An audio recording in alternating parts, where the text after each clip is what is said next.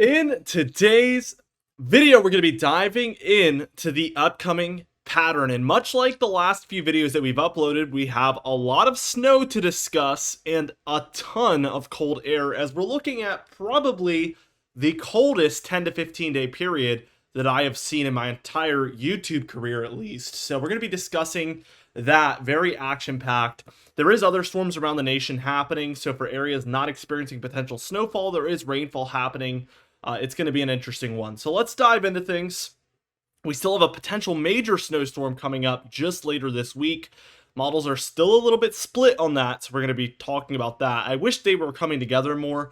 That's what I like to see, as you guys know, in the more medium range like we're in now. I like to see them kind of coming together on a conclusion, at least of what they expect, and we're not seeing that as of now. So there is a wide variety of options, and it ranges from very major snowstorm to almost just like snow showers.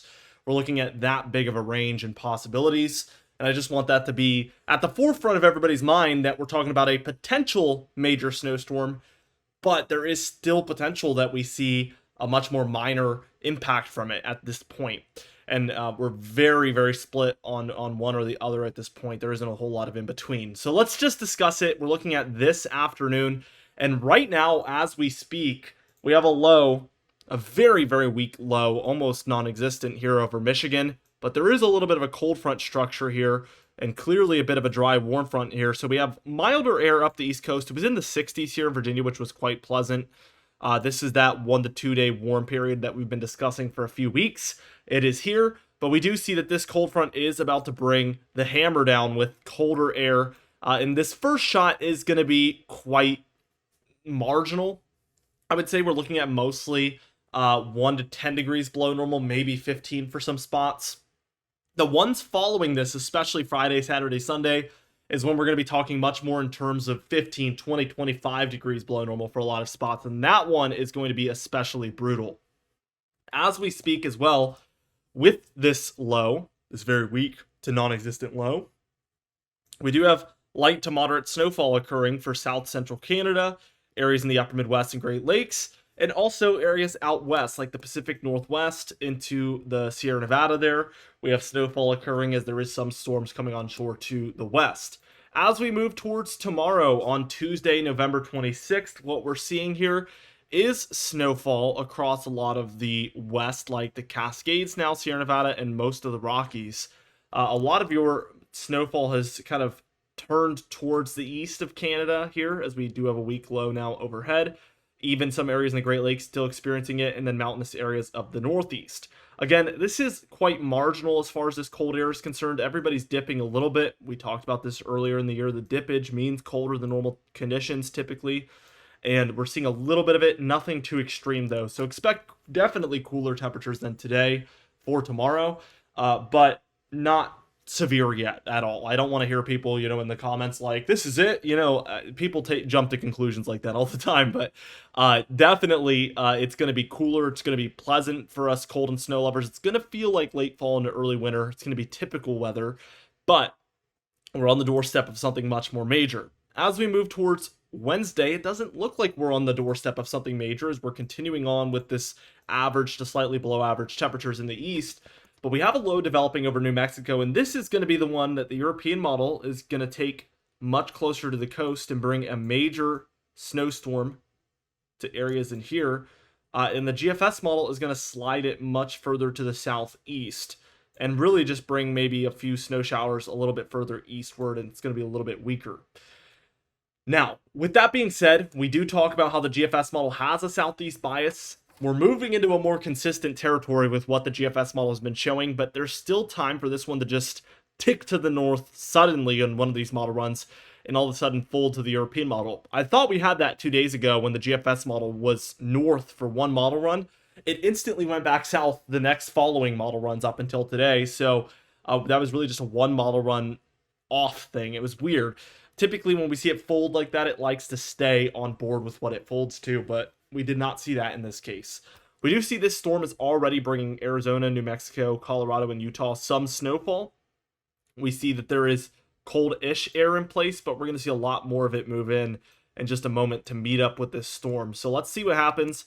By the time we're reaching Thursday on Thanksgiving, And one of the reasons why this storm is just a little bit too progressive, I would say, is one of the reasons we're seeing less snowfall as well. This is Thursday afternoon at just 1 p.m. on Thanksgiving. The cold air has not really moved in yet, and we see a weak low pressure system here, weak low pressure system here. We have broad low pressure across this entire circle that I'm drawing here. That is not what we want to see. What we want to see for a major snowstorm is a lot of this energy staying with this more southern and western low. If this one becomes the primary low, it's going to take until overnight to get offshore. That is when we will see much colder air in place for these areas to potentially cash in on some major snowfall. That is the difference here. We see a very progressive look here on the GFS model, and it's not really boding well for snowfall if this is the look that we end up seeing. Heavy rainfall for areas in the southeast and mid-Atlantic, I would say, is a big story because these areas have been lacking for it. Unless you're in the Appalachian or Smoky Mountains, obviously, where we saw a ton of rainfall over the fall with Helene, then you have probably seen below average rainfall over the past 2-3 months, unless you're in Georgia, Florida, or the Smoky Mountains. Some of South Carolina and North Carolina as well, obviously, in areas in lower elevations as well. But areas outside of that do need the rainfall, especially the mid-Atlantic. We do see a bit of snowfall like Pennsylvania, New York, Massachusetts, but again, it's a little underwhelming. As we move over the next few hours, we see that that low moves out, and we get this second low moving up now, and this is Friday morning, and now we have a low here. It's just too little too late almost. We get snow showers around for the Ohio Valley and Mid-Atlantic, portions of the Northeast as well, but it's going to come in with underwhelming numbers compared to the European model. We do see heavier rainfall now reaching the southeast coast as well as the Mid-Atlantic coast, and that's very good news. And we have this brutal Arctic air moving in rapidly Friday morning, and I think it's going to be pretty much in place by Friday afternoon here. So let's see. Yeah, Friday afternoon, it is clear we are in a huge ridge in the west, trough in the east pattern here. Brutal cold air is the only way to put it. We have very, very cold air in these spots. Again, talking 15, 20, 25 degrees below normal. This snowfall across the Great Lakes is going to be the form of lake effect snowfall. So again, I've talked about the early December timeframe. I think that starting on this Friday the 29th timeframe, we might be on board for a major lake effect snow event. And this could last from the 29th, 30th, 1st, 2nd, 3rd. That timeframe right there is a timeframe to watch if you are along the lakes, because we have brutal cold air moving over the Great Lakes that entire time, and we have warmer lake water because we're so early in the season. That is why this late November, early December timeframe is historically known for some of our most major lake effect events. That combination there is just what really, really leans towards major lake effect snowfall. So I am putting you all on high alert that that's likely what we're going to be hearing about later this week into early next week.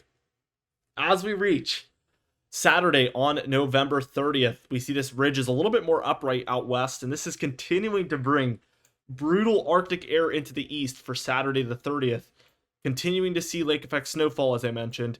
And we have a little bit of a plains snowstorm, Kansas, Missouri. That's a little far south. We'll have to see if the southeast bias is real in this instance as well, but definitely possible with the air pattern that we're seeing here.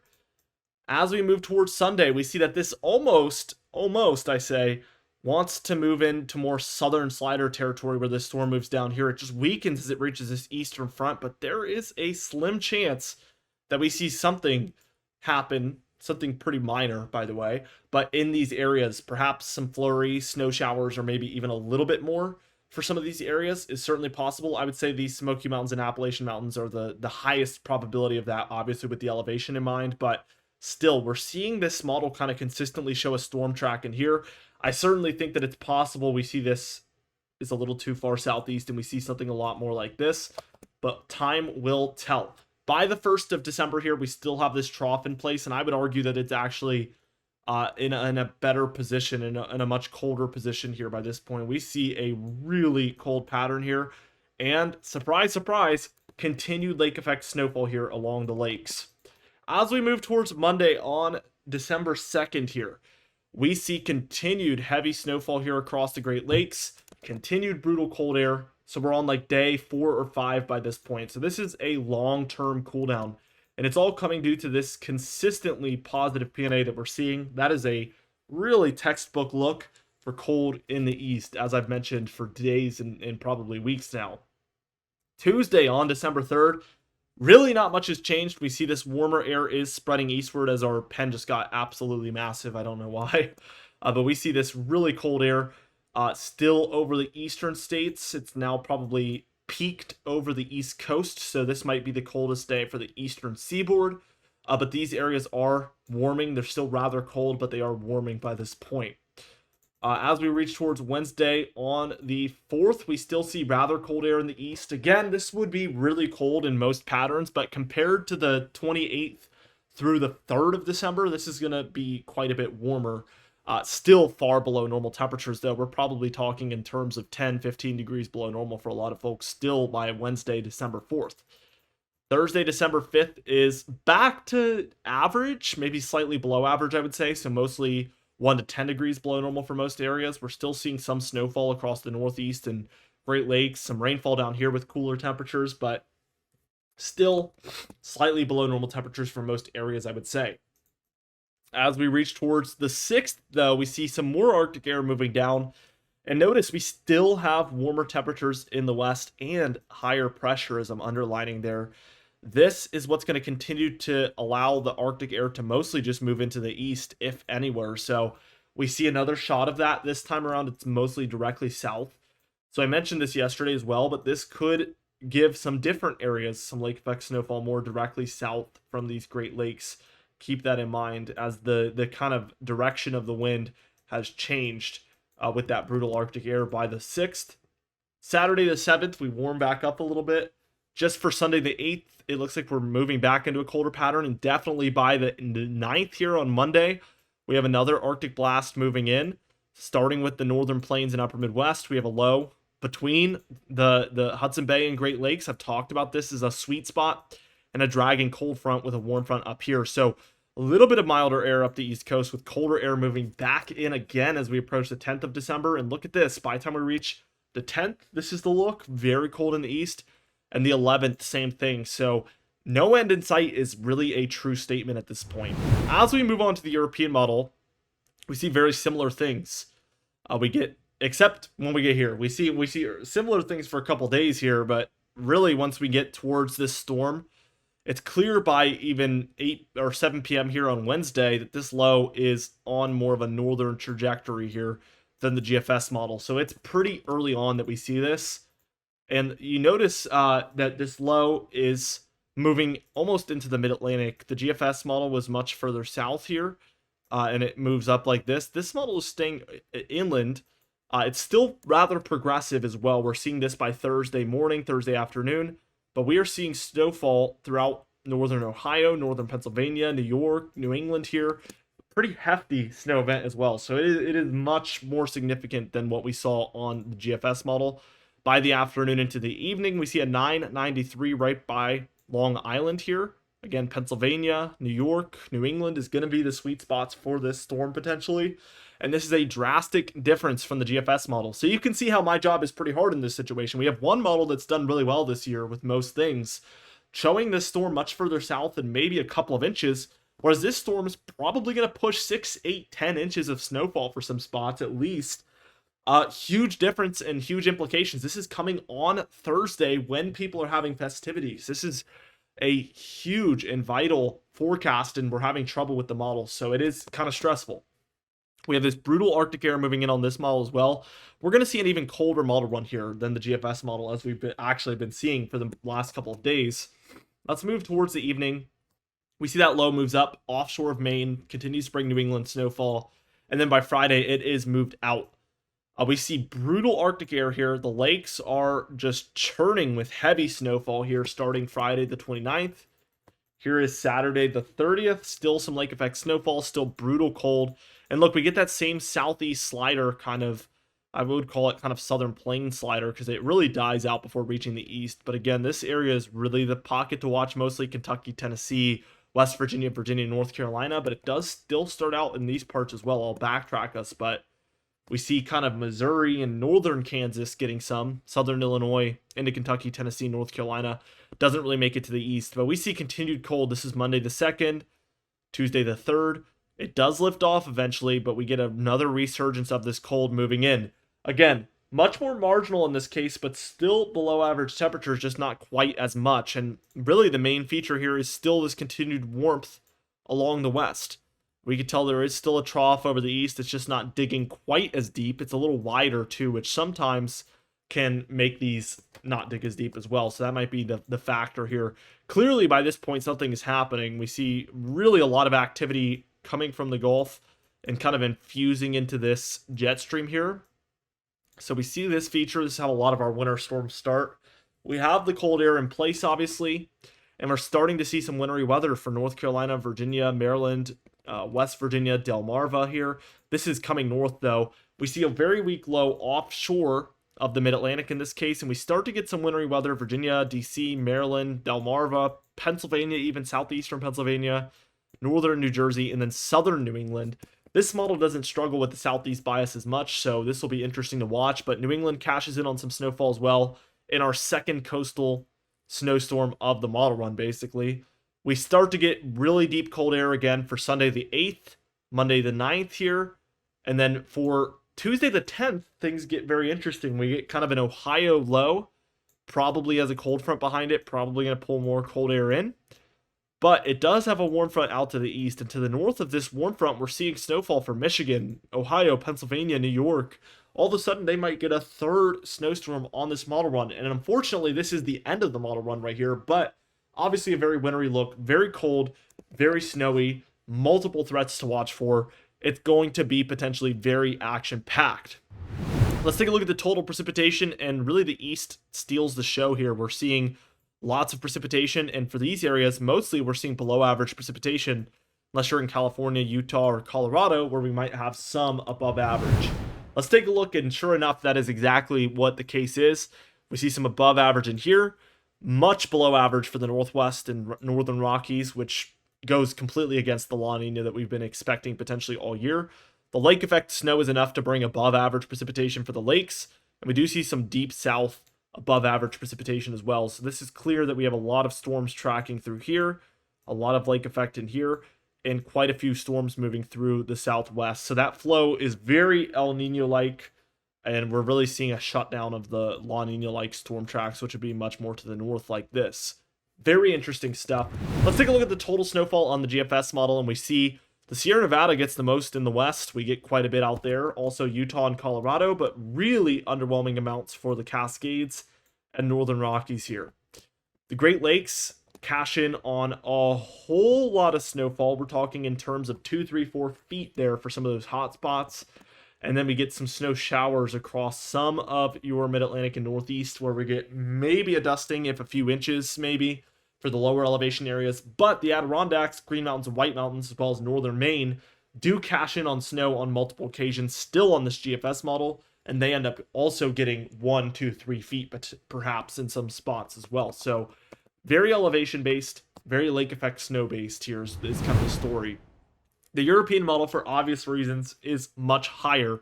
Even for the lakes here, we are seeing, again, look at this, 52 inches, 38 inches, 59 inches, 29 inches, 45 inches. So we are seeing huge amounts here throughout the Great Lakes. We are seeing feet of snowfall here from this lake effect snowfall that could last 2, 3, 4 days.